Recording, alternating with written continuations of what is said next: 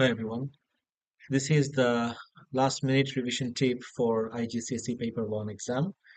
So what I've done here is I've compiled all of the common questions for both Paper 1 and Paper 2, and I've provided that in a PDF that you can download from the description. Always remember, the answers in bold are for Paper 2 that you don't need for your Paper 1 exam. Now let's see. These are the units of both paper 1 and paper 2. So we have 8 units: forces and motion, electricity, waves, energy resources, solids, magnetism, electromagnetism, radioactivity and particles, and finally astrophysics. But there are some topics that are not in paper 1. And for your exam, eminent exam for paper 1, you don't have to review these topics. For example, momentum is not in paper 1. Newton's third law, principle of moment, static electricity, sound waves, including oscilloscopes and everything, energy resources like nuclear energy and everything, state change and specific heat capacity, electromagnets, forces on moving charged particles, transformers, absolute magnitude, apparent magnitude, and HR diagrams. And finally, redshift calculations and conclusions. None of these will appear in your exam tomorrow for your paper 1 exam.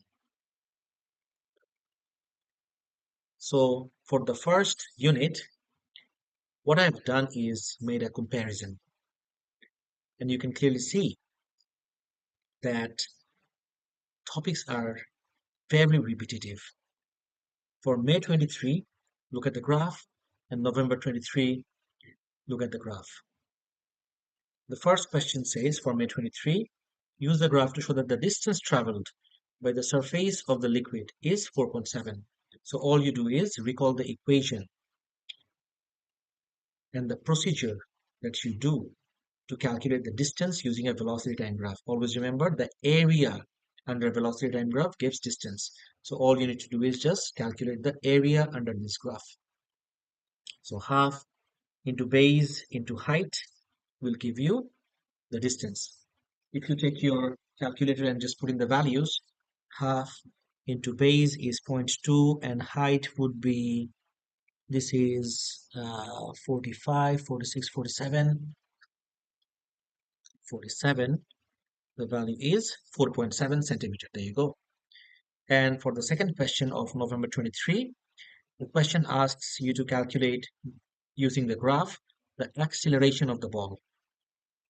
And what feature of velocity time graph gives acceleration? It's the gradient of the graph. Gradient of velocity time graph gives acceleration. So you just need to find out the change in y-axis and divide it by the change in x-axis. And guess what? The second part asks the same question. State the feature of the graph that gives the distance. It's the area under the graph. Next. A car accelerates with a constant driving force along a horizontal road and reaches its maximum speed. This is the velocity time graph for the car's journey. By drawing a tangent, this is not a very common question. We generally don't have to draw tangents. Determine the acceleration of the car at a time t equals 20 seconds. So at t equals to 20, you have to draw a tangent. And always remember, tangent has to touch only one point on your graph. This is how you draw a tangent. And then you find out the gradient using this tangent. Change in y-axis by change in x-axis. This is change in y-axis and this is change in x-axis. Del y and this is del x. Then determine the distance traveled by the car during the first 80 seconds of its journey. And you know very well that distance traveled is given by the area under the graph.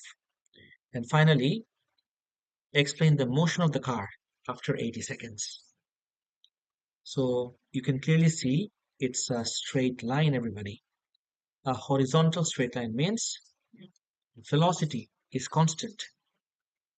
And velocity is constant when there is no resultant force. And when there is no resultant force, there is no acceleration. And you can also say forces are balanced. No resultant force. The other term for no resultant force is forces are balanced. Then you have equations of motion along with graphs of motion. So my suggestion for your exam is whenever you see numerical values, you circle them or highlight them. That helps you a lot. When the band reaches its maximum height above the student's hand, the band has a speed of 0 because it is at the maximum height. It is momentarily at rest. So this is V, right? And this value, this is actually U. It started off with 13 meters per second. It goes up against gravity and eventually comes to rest and V becomes 0. So when a body is under acceleration or deceleration, we always use equations of motion, right? So what equation do we use here? We use, this is one of the most common ones, V square equals to U square plus twice AS. So my V equals 0, U would be 13 square minus twice into 10 because 10 was minus. Actually, it's better if you do it this way, minus 10 into S. So 13 squared divided by 2 times 10. The value is 8.45. So S is 8.45, which you can round it off to 8.5 because you can generally give your answers in 2SF.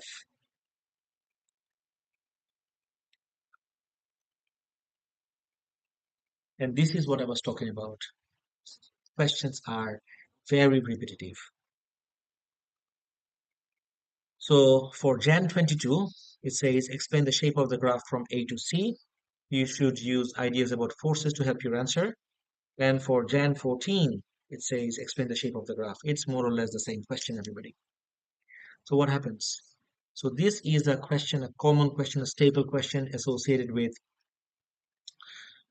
terminal velocity of a descending parachutist or a skydiver. What happens is the moment the parachutist jumps off the plane, initially weight is greater than air resistance. When one force is greater than the other, there is a resultant force. And whenever a resultant force acts on a body, the body accelerates. When the skydiver accelerates, the speed increases. And when the speed increases, the drag or air resistance also increases until the air resistance becomes equal to the weight. Now the two forces are balanced, the resultant force is 0, and the skydiver reaches a constant terminal velocity. All of these answers you'll get in the best possible way compiled in the PDF given in the description.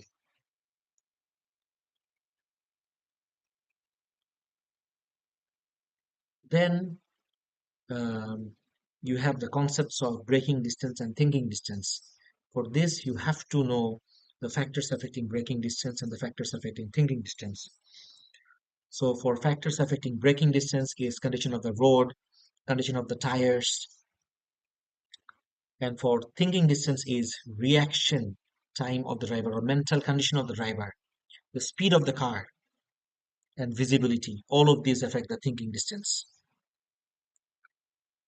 Always remember from the second graph, the area under this section gives you the thinking distance, and the area under this section gives you the braking distance.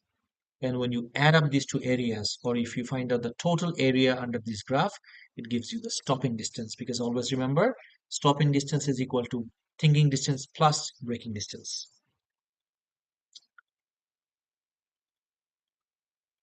Then you have forces and shape.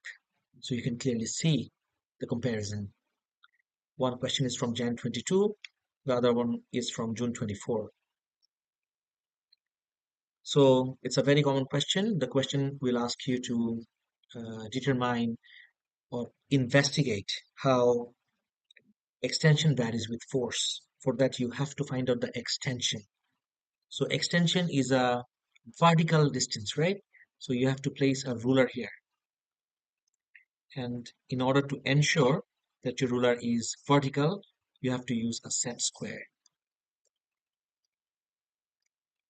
Also, place the ruler close to the spring and take readings at eye level to avoid parallax error. And for the extension part, you measure the initial length, you add the mass, you measure the new length. Initial length subtracted from the new length gives you the extension. Then you can plot a graph of force against extension, and the force is given by the mass of this times gravitational field strength. That is W equals mg.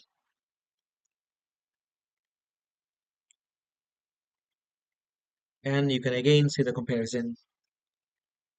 So the material obeys Hooke's law. Sketch a graph for the material, show that it obeys Hooke's law. If a material obeys Hooke's law, the shape of the graph should be a straight line through the origin for both.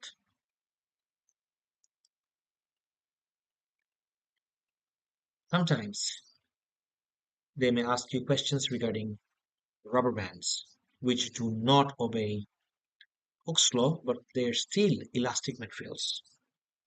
Let's see. The graph shows how the extension of the rubber band varies with force applied. Explain how the graph shows that the rubber band does not obey Hooke's law. So what feature of this graph tells you? For Hooke's law, force must be directly proportional to the extension. And for that, the graph should be a straight line through the origin. This graph is not a straight line to the origin, meaning it does not obey Hooke's law. And since we are dealing with rubber bands, always remember the loading graph has a higher area, larger area than the unloading graph, meaning some energy is transferred or work is done in heating. When a rubber band is stretched and unstretched several times, it gets warm. That's why area under the loading graph is never equal to the area under the unloading graph.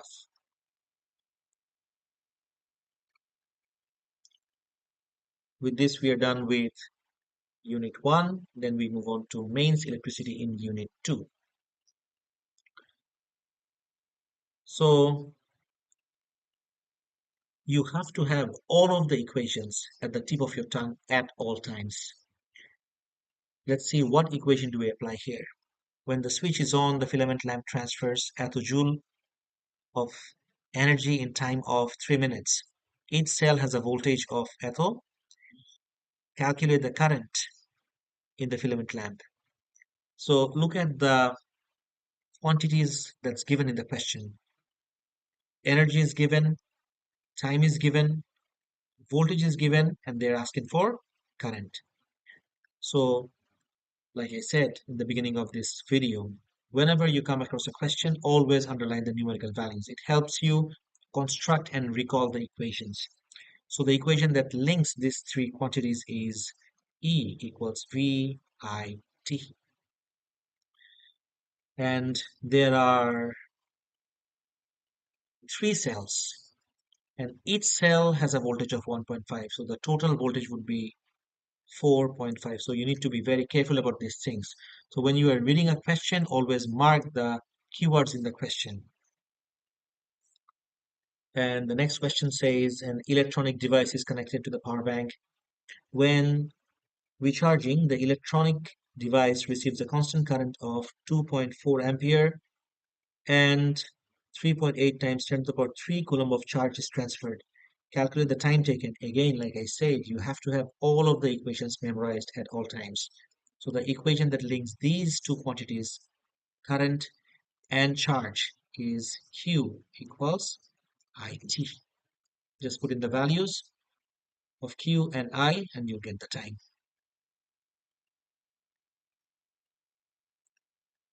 In mains, you need to remember the uses of the safety components. So what are the safety components?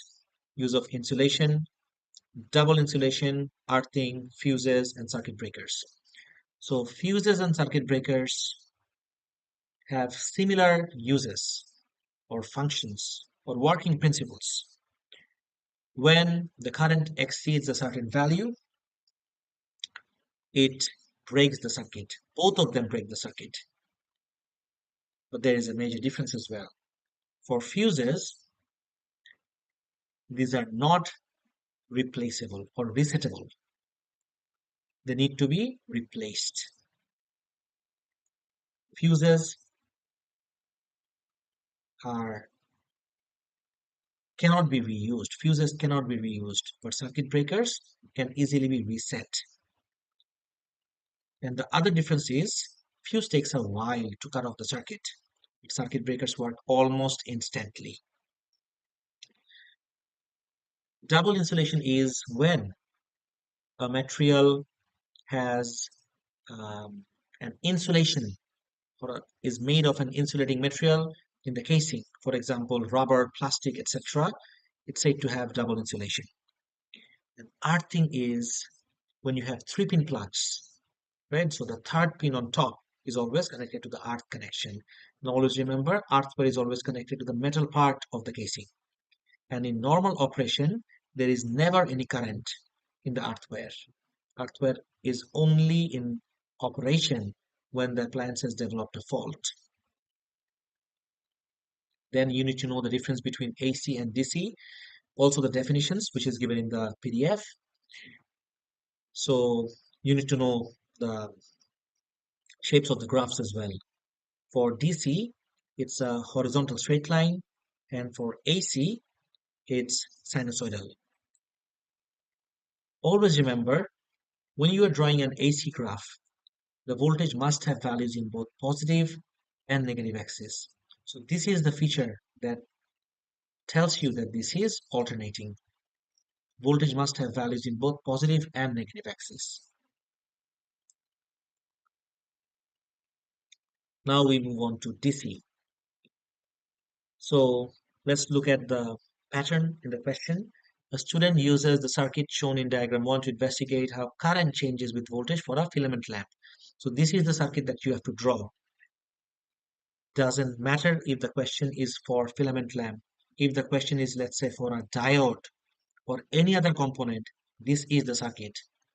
If you want to investigate how current changes with voltage, you have to change both the current and the voltage in the circuit.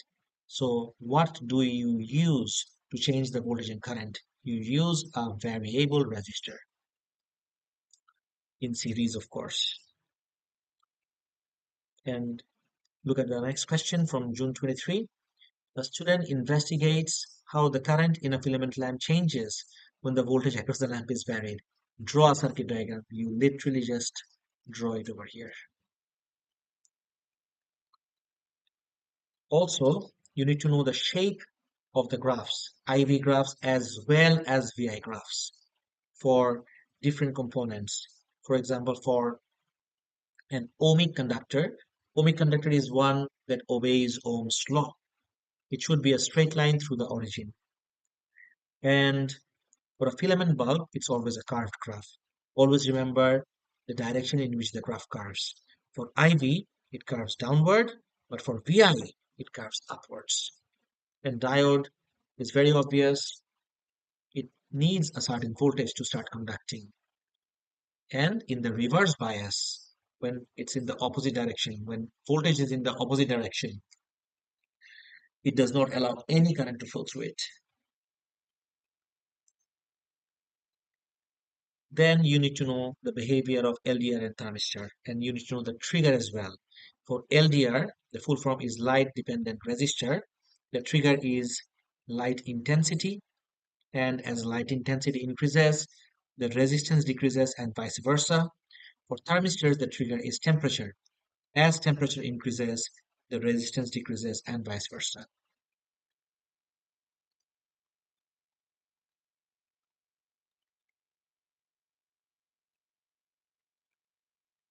Then you have advantages of series and parallel circuits. So the biggest disadvantage of series circuits is if one component fails, the entire circuit fails. But even if one component fails in a parallel circuit, the entire circuit is not affected. But parallel does have some disadvantage of its own. Uh, you need more wiring for parallel circuits. Then you have series and parallel calculations. Let me do one for you.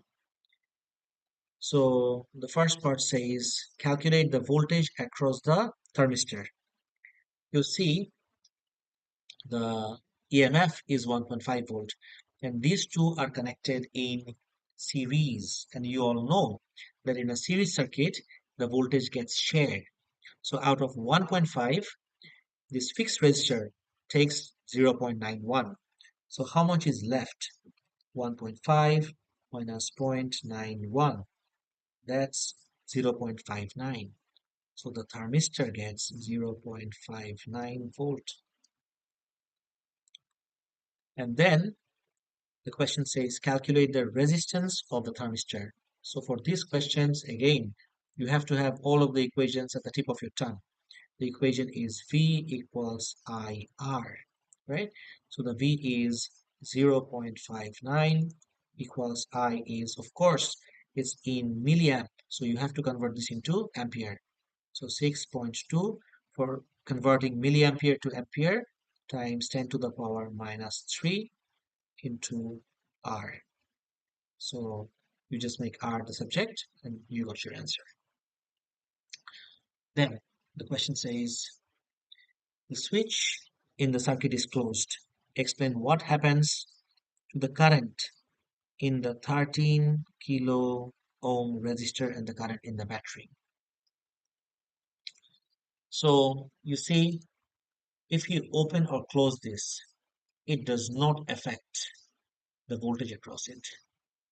It will always have 5.8 volt across it since it's connected in parallel. And we all know in a parallel circuit, the voltage remains constant. So it is a fixed resistor, it has a fixed resistance, it has the fixed voltage. So the current through this is not going to change. I remains the same.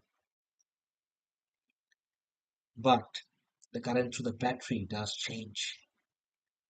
So when you add resistors in parallel, the total resistance decreases. And for the whole circuit, total voltage remains same, V equals IR. Total voltage remaining same. If the total resistance decreases, the total current would increase. So the current in the battery would increase, but the current through this component will be unaffected. Then you need to know the conservation of current in parallel circuits, of course. So this is the total current coming out of the battery, 0.6. And out of 0.6, 0.2 goes through lamp 1. So how much is left? This is a junction. And always remember, current gets divided or added up at the junctions. So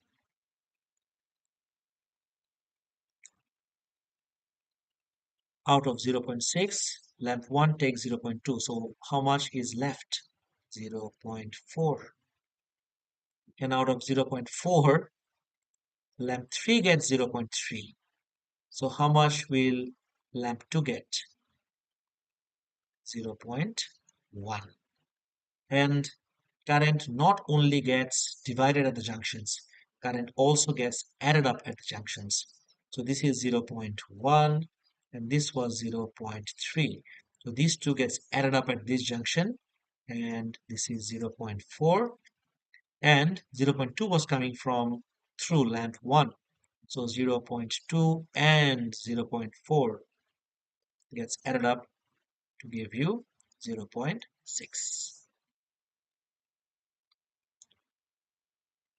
Then we move on to Unit 3, that is properties of waves. So you need to know the difference between longitudinal and transverse waves. You need to know the definitions of amplitude, wavefront, frequency, wavelength, and period. For example, if I show you from a graph, so we have two graphs for waves. One is displacement distance graph, and the other one is displacement time graph.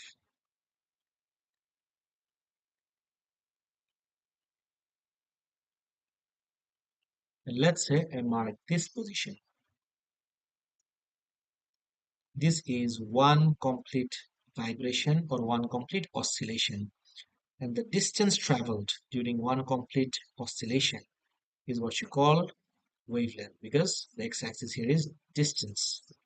But over here, if you mark the same segment, this is also one complete oscillation or one complete vibration. The time taken for one complete oscillation is the time period. And since amplitude is the maximum displacement from the equilibrium position, so in either graph, I can mark the amplitude. So this is my amplitude. And for wavefront, take a look at this. Wavefront is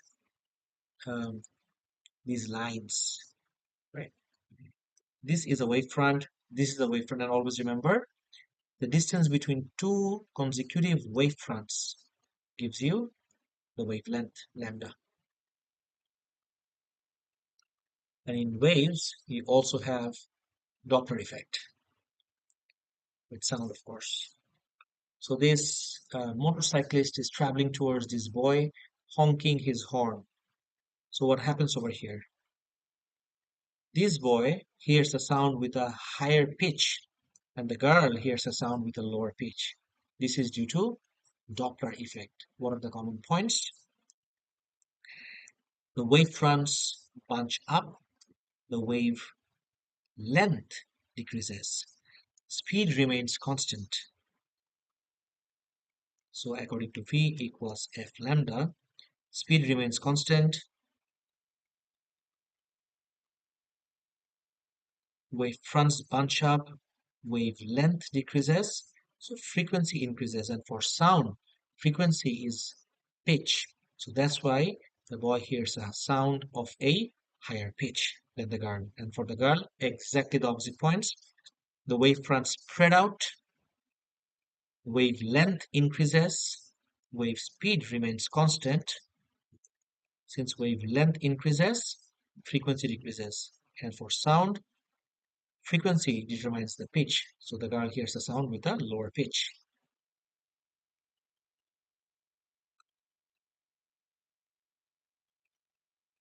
Then you need to recall the common properties of all electromagnetic waves. All electromagnetic waves are transverse waves. They transfer energy, they can travel through vacuum, and they all have a common speed of 3 times 10 to the power 8 meters per second. Then you need to recall the uses of electromagnetic waves as well as the harmful effects of electromagnetic waves. And when it comes to light, you have reflection and refraction, two of the most common concepts. Always remember, whenever you are measuring an angle or when you are using an angle to calculate anything, always measure the angle from the normal. So this is the angle of incidence. And then they can ask you to complete the ray diagram. Always remember, law of reflection tells you angle of incidence is always equal to angle of reflection. Of course, you have to draw this with a ruler. So angle of incidence is always equal to angle of reflection. And then for the next question regarding refraction, they asked you to measure the angle of reflection again, whether it's reflection or refraction, always measure from the normal. So this is the angle of refraction. And then show that the refractive index is about 1.7. So you need to recall the equation of refractive index. N equals sine I by sine R. And my suggestion would be to recall some reference values. When it comes to transparent materials like glass and everything, it's generally around 1.5 and 1.7 is around 1.5. And then they ask you to calculate the critical angle. Again, you need to recall the equation. What is the equation that links critical angle to refractive index? The equation is N equals 1 by sine C. Plug in the value of N over here and you get C. Make C the subject of the equation and you get your answer. You also need to recall how to construct or design an experiment to determine the refractive index. Place a glass block onto a sheet of white paper and draw around the block. This is also called drawing an outline. Use a ray box to shine a single incident ray onto the block. You can use a laser light as well. Mark crosses on the paper along the incident and emerging rays. Remove the glass block and use a ruler to mark the incident and emerging rays. So on the ray, mark, because when you remove the ray, so that you can join these lines. Right? Draw a normal at the entry point. Draw a normal over here at the point of incidence. Measure the angle of incidence and measure the angle of refraction. Use the equation N equals sine I by sine R to calculate the refractive index. Conversely, what you can also do is plot a graph of sine I against sine R. The graph should be a straight line to the origin. And if you calculate the gradient of the graph, this will give you the refractive index.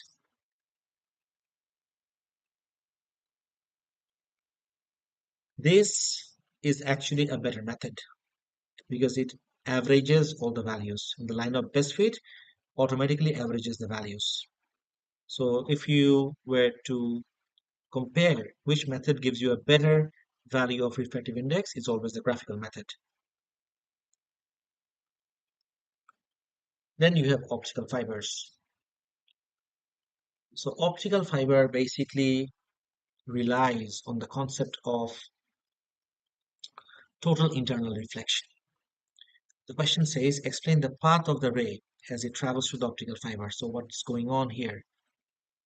It undergoes total internal reflection.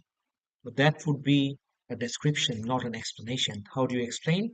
Because light is traveling from an optically more dense to a less dense medium, plus the angle of incidence is greater than critical angle. So these are the two requirements for light to undergo total internal reflection. And in previous years, you could have just gotten away with saying more dense to less dense. But now the more appropriate term is optically more dense and optically less dense. In other words, you can also say optically more dense means medium with a higher refractive index, and optically less dense means medium with a lower refractive index. In fact, that's more appropriate for recent papers. Then you have energy resources topic, unit 4. Energy resources exactly is not in your paper 1 exam, but you need to know the list of energy stores and the methods in which these energies can be transferred. So these are the energy stores: chemical, kinetic, gravitational, elastic, thermal, magnetic, electrostatic, and nuclear.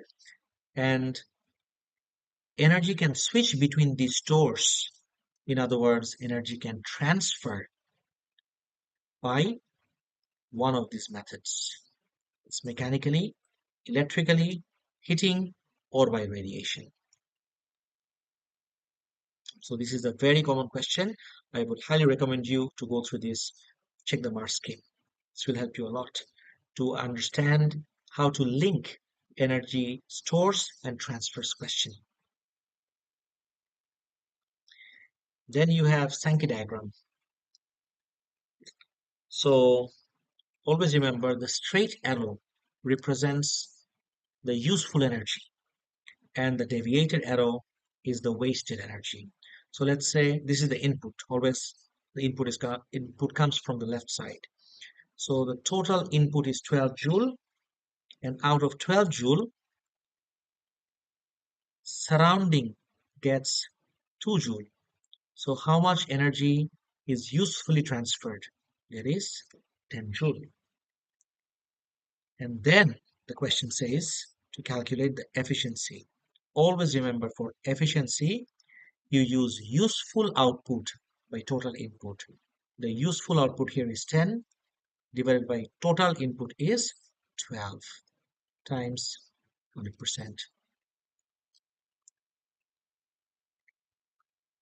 Then you have heat transfer. You need to recall the different methods of heat transfer: conduction, convection, and radiation. So conduction and convection both require particles. Conduction is through vibrations. Convection is through the movement of the matter itself. Radiation does not require any particles. So this is a setup from November 23 that you can use to determine which material is a better conductor. Okay, the entire experiment is described in the fact sheet. You can go through that. Then absorption of thermal radiation. This you have to understand. You can have four surfaces here, all at the same temperature. The surfaces are shiny silver, matte silver, shiny black, and matte black. These are just the options, right? All of them are at the same temperature because in this cube, you pour some boiling water. So all the sides are at the same temperature, but they will not emit the same amount of radiation. The best emitter as well as absorber of thermal radiation is matte black, and the worst is shiny silver. And worst emitter and absorber is also a good reflector. And this is exactly what you can apply here. Along with understanding the different methods of heat transfer, also remember how can you minimize heat transfer through the methods by minimizing the methods of heat transfer through those methods. So this is a thermos flask. It is designed to keep the liquid warm or cold for a long period of time by minimizing heat transfer through both conduction, convection, as well as radiation. Let's start with conduction. So this has an insulated support. Insulators are poor conductors. So thermal energy transfer through conduction is minimized because there is an insulator here. Then the moment you put on the the cap, air cannot circulate. Air is trapped, and trapped air cannot circulate, which minimizes heat transfer through convection. And then finally, for radiation, like I just said, silver surface. Silver surfaces are good reflectors of radiation and very poor conductors, right? So very good reflectors of radiation, or absorbers, very poor absorbers. So they're not going to absorb the radiation, they're going to reflect. So let's say heat is radiated from this way, it's not going to absorb, it's going to reflect. Goes here and gets reflected again, just like this, and stays inside. Then you need to understand the basics of work and power. And in work and power, always remember, um, work done is given by force times distance moved in the direction of the force. And then in this section, you have two energies mechanical energies, that is gravitational potential energy and kinetic energy. You need to have the equations at the tip of your tongue at all times for GP and KE. And then for power, it's the work done by time or energy by time. So whenever you divide something by time, it's the rate of, right? So power can also be considered to be the rate of transfer of energy or rate of work done.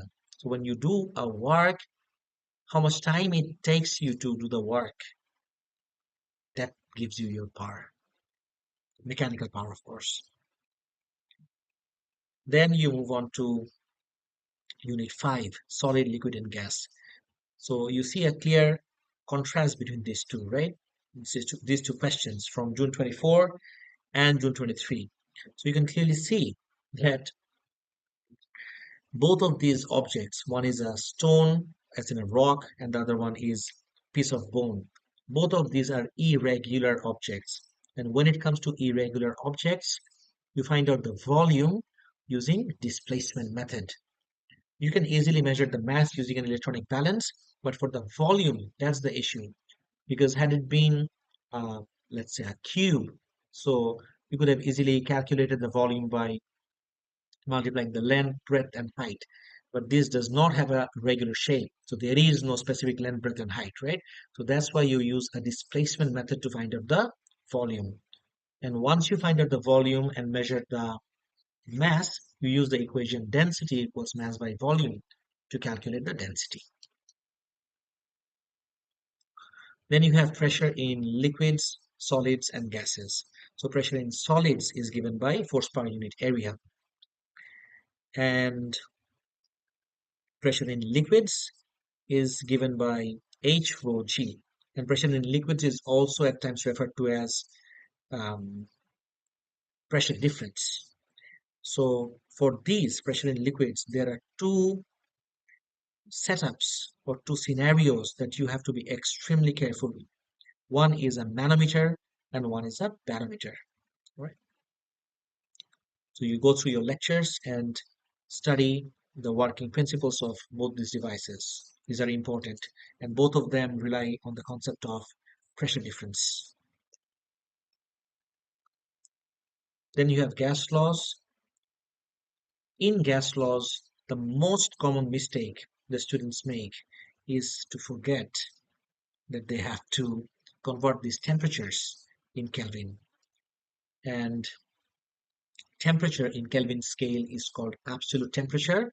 And how exactly do you convert? You add 273 to your temperature in degrees Celsius. And temperature in degrees Celsius plus 273 gives you temperature in Kelvin. One last time, always remember when it comes to gas laws, always convert your temperatures to Kelvin. Speaking of Kelvin and kinetic energy, kinetic energy and temperature are related. How? Kinetic energy is directly proportional to Kelvin temperature. But if the same kinetic energy is plotted against temperature, but this time in degrees Celsius, this will be the shape. And you know this value? This will be minus 273. And guess what? Minus 273 degrees Celsius corresponds to 0 Kelvin. And what happens at minus 273 degrees Celsius or 0 Kelvin? The kinetic energy becomes 0. Then we move on to unit 6, as in magnetism. You have to know that magnets repel and attract each other because of the poles. So like poles repel each other and unlike poles attract each other. So you also need to define the terms magnetically hard and magnetically soft materials. Magnetically hard materials are difficult to magnetize and demagnetized, and magnetically soft materials are easily magnetized and demagnetized, and they don't retain their magnetism, whereas magnetically hard materials retain their magnetism. And you also need to know about induced magnetism. Always remember in magnetism by induction, always the opposite pole is induced. For example, if I have North Pole and I place a piece of iron here, a South Pole will be formed in the nearest end to this magnet. So always remember, in induction, an opposite pole is generated or is induced. And this is the reason you have now unlike poles.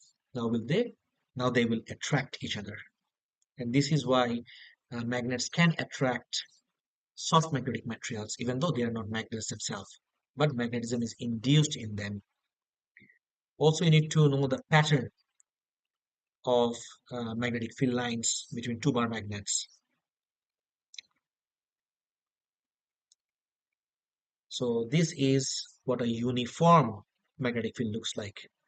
So the question says the bar magnets are made of steel. Give one reason why steel is a good material for making bar magnets, because they're hard magnetic materials. They will retain their magnetism. And then the question says explain how diagram 1 shows a uniform magnetic field. So there are some features of uniform magnetic field. The field lines must be straight. Field lines must be parallel. Field lines must be equidistant from each other. Okay? And the density must be uniform. Okay? Line spacings must be equal. So all of these are properties of uniform magnetic material. Then this is the basic of motor effect.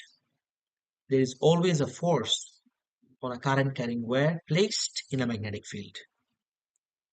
So what's going on here is when current flows through this wire, a magnetic field is created around it. And always remember, magnetic field around a straight current carrying conductor is always concentric circles.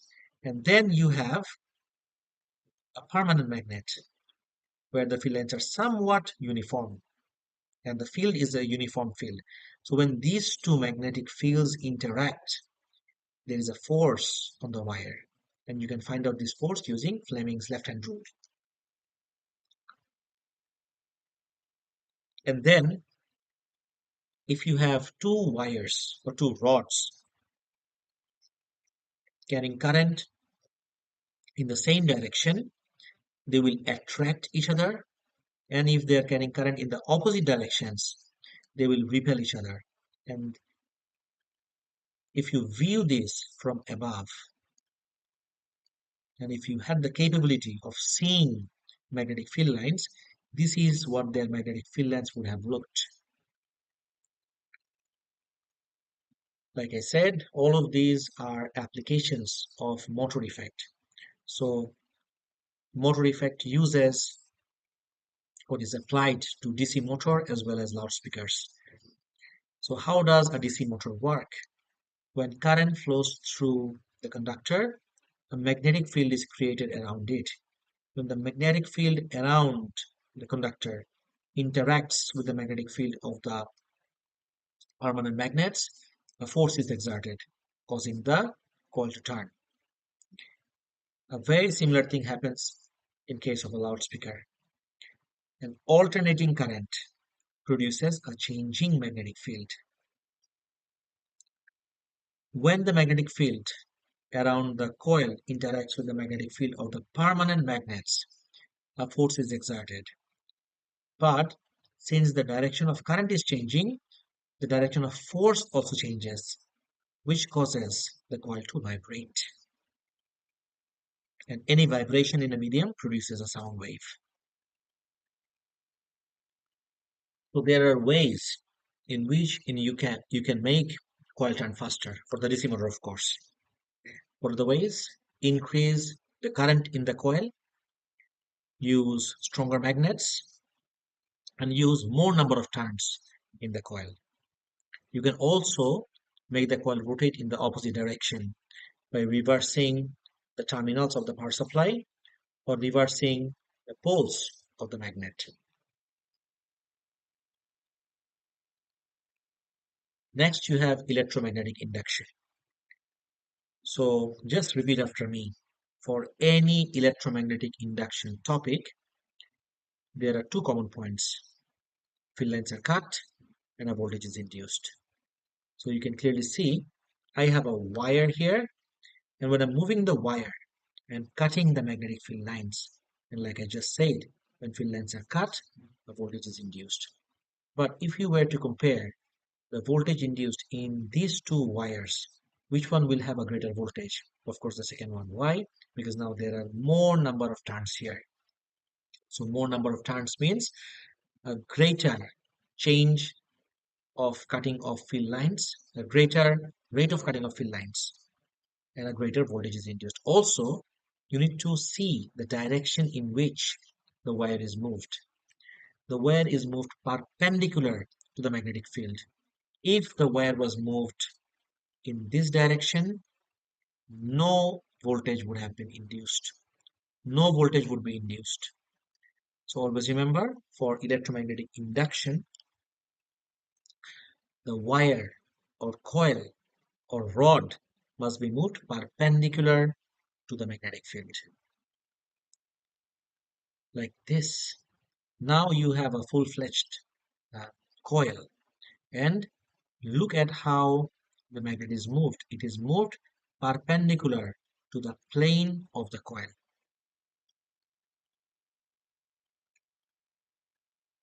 And again, the same points apply. When the magnet is moved, field lines are cut and a voltage is induced. And there are ways in which you can increase the induced voltage. What are the ways? Moving the magnet faster, using stronger magnets, and increasing the number of turns in the coil. All of this would increase the induced voltage. Now, this looks like a motor, but this is not a motor. This is actually a generator. So I see a lot of students getting confused between motor effect and generator effect. I would highly recommend you write down the points separately and analyze what is the difference between them. In motor effect, you provide a current, you provide electricity, and the motor gives you motion. In generator, you do the opposite, literally exactly the opposite. You give a generator motion, and the generator gives you electricity. Let's see how. When you move the coil by rotating the spindle, the coil cuts the magnetic field lines, and whenever magnetic field lines are cut, a voltage is induced. Also, in motor you have split ring commutators, and in generator you have slip ring commutators. And in motor there is a power supply, but in generator, the generator produces the power itself. There is no power supplied to it. It generates the electricity itself.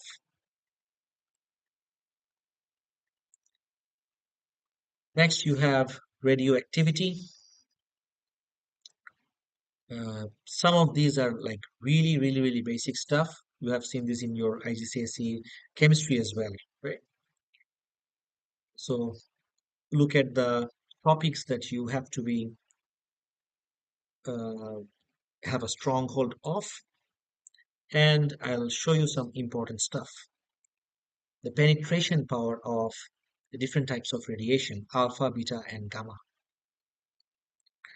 So alpha is stopped by a piece of paper. Beta passes through paper but is stopped by few millimeter thick aluminium. Gamma passes through both paper and aluminium, but several centimeter thick lead is required to stop gamma. Always remember, penetration power is related to ionizing power.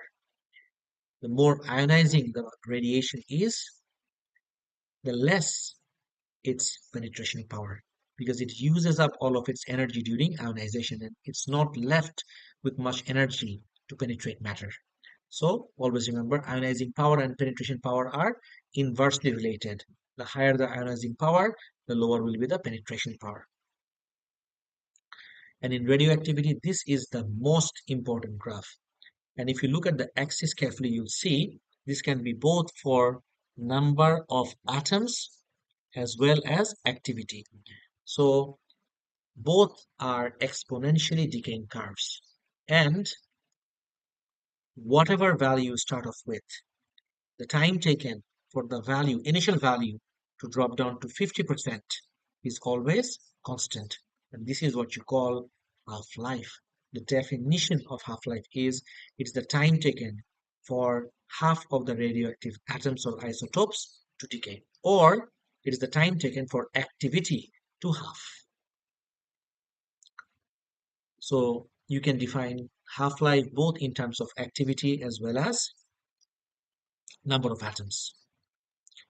Then you need to have a very clear picture of contamination and irradiation.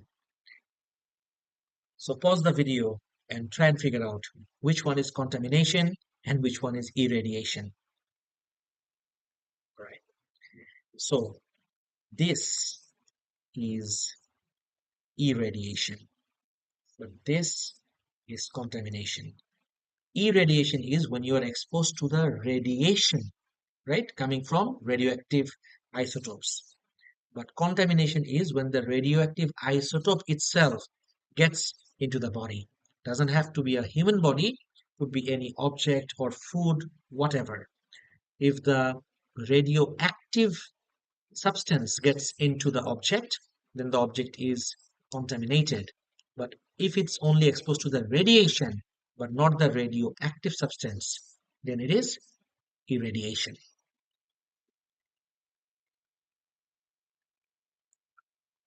Then you need to know the uses of radioactivity. In medical industry, it's used for imaging, right? And tracers, especially radioactive tracers. And in industries, it can be used to check the thickness of paper. Why do we use beta? There was an actual exam question. Why do we use beta for this thickness checking? Because uh, this is the beta emitter and this is the detector. If the thickness is uniform, the detector will show a constant reading. But if the thickness varies, more or less amount of beta particles will be absorbed and the detector will show different readings, right? So why beta? Because alpha would not be able to pass through paper at all, and gamma would not be stopped by the paper at all. So alpha will show no reading and gamma will show no change in reading. So for this whole purpose, idea is the change in reading. If the reading changes, right, there is problem with the thickness. If the reading stays constant, there is no problem with the thickness. I mean, the thickness would be uniform. That's why we use beta for checking the thickness.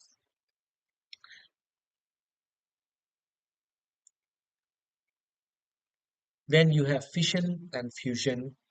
The very first thing you have to recall is the definition of fission and fusion. And at times they ask you the difference between fission and fusion. So fission is splitting of a nucleus into smaller nuclei, and fusion is joining or combining smaller nuclei into a larger nucleus. And both of the methods or processes release energy. Okay.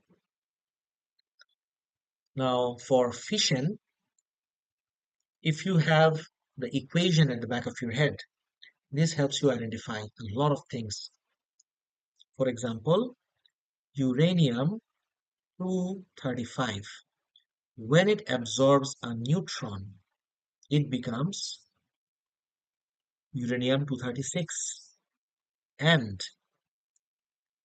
breaks down into krypton, barium, and releases three more neutrons.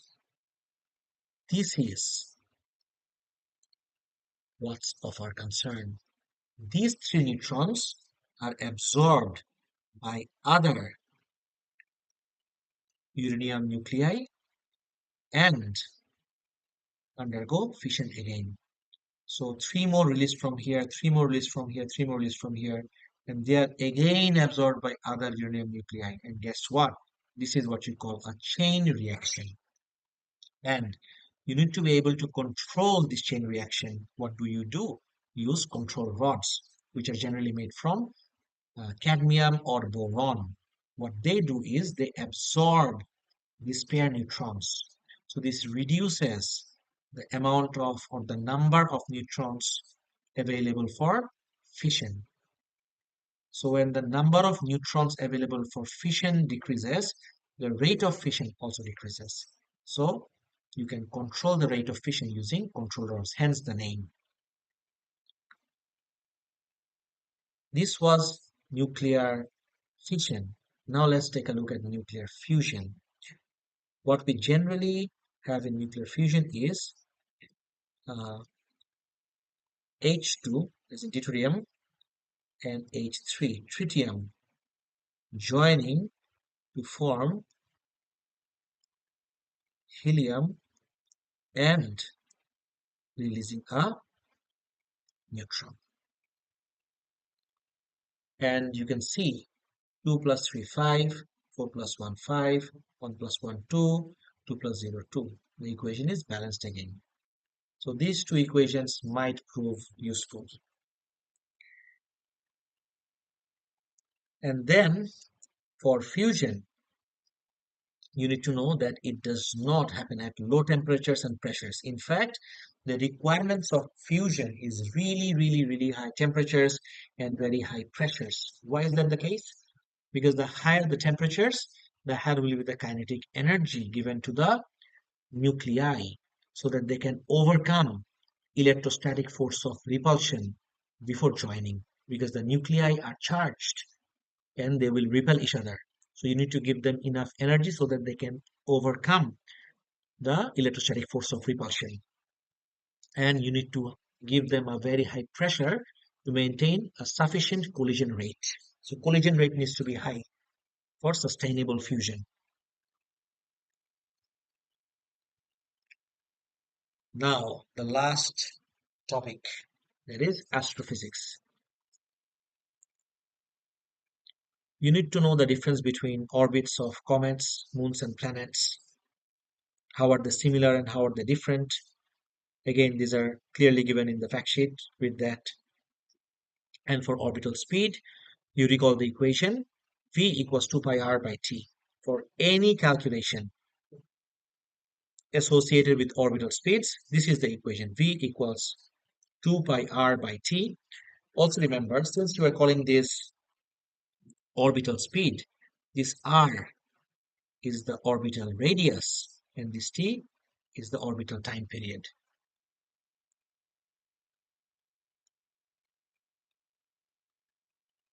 Then you need to understand how stars can be classified according to their color. And also know that the star's color is related to the surface temperature. This is very important. Always remember, the higher temperatures correspond to bluer colors and lower temperatures correspond to redder colors. So red means low temperature and blue means high temperature. And you also need to know the evolutionary phases, right, of stars. And for low mass stars, this is the sequence literally. And for massive stars, in fact, let's look at this both. It starts off with a cloud of dust and gas. This is what you call a nebula. Then they clump together to form a protostar. And when fusion starts, it becomes a main sequence star. Now, there are two branches it can go to. That depends on whether it's a low mass star or a massive star. So this sequence is for a low mass star, but this sequence is for massive stars. So for low mass stars, from main sequence you go to red giant, white dwarf, and eventually black dwarf. But for massive stars, from main sequence you go to red supergiant. There is a supernova explosion, and after the supernova explosion, it can either become a neutron star or if the mass is even higher, it can become a black hole. Thanks for watching and good luck with your exam.